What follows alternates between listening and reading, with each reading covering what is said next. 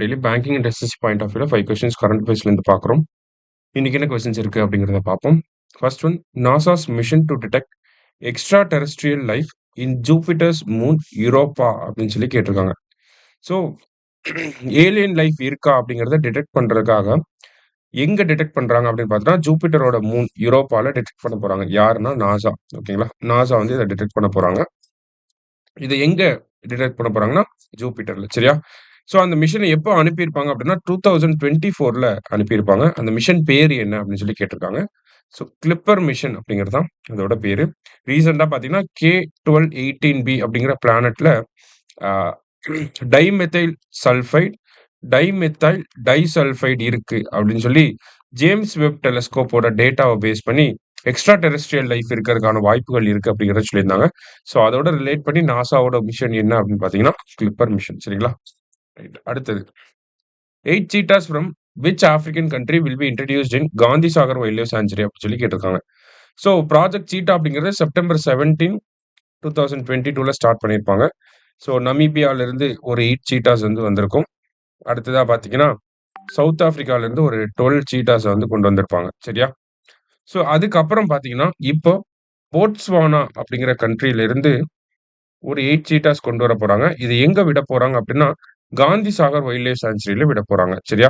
இந்த Gandhi Sagar wild life sanctuary எங்க இருக்கு அப்படின்னா மத்திய பிரதேஷ்ல இருக்கு. ஓகேவா? இந்த 20 சீட்டாவையும் எங்க விட்டிருப்பாங்கன்னா கினோ நேஷனல் பார்க்ல விட்டிருப்பாங்க.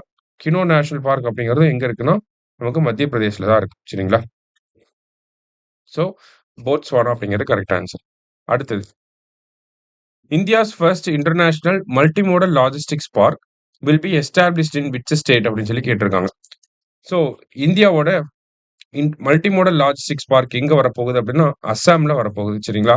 அஸ்ஸாம்ல பிரம்மபுத்திரா நதி இருக்கு இல்லையா? பிரம்மபுத்திரா ரிவர் ஓட அந்த நதிக்கரையில வரப்போகுது. பிரம்மபுத்திரா ரிவரோட நதிக்கரையில வரப்போகுது. ஸோ இதை யாரு பில்ட் பண்றாங்க அப்படிங்கறத கூட கேட்கலாம். சரிங்களா? ஸோ இந்த இன்டர்நேஷனல் மல்டிமோடல் லாஜிஸ்டிக்ஸ் பார்க் அப்படிங்கிறது national highways and infrastructure development corporation. ஓகேங்களா? National highways and infrastructure development corporation அவங்க தான் வந்து இதை பில்ட் பண்ணிட்டு இருக்காங்க. ஓகேவா?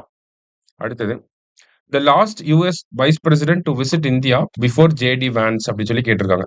ஸோ ஜேடி வேன்ஸ் யூஎஸோட வைஸ் பிரசிடென்ட் இந்தியாவுக்கு வராங்க இல்லையா?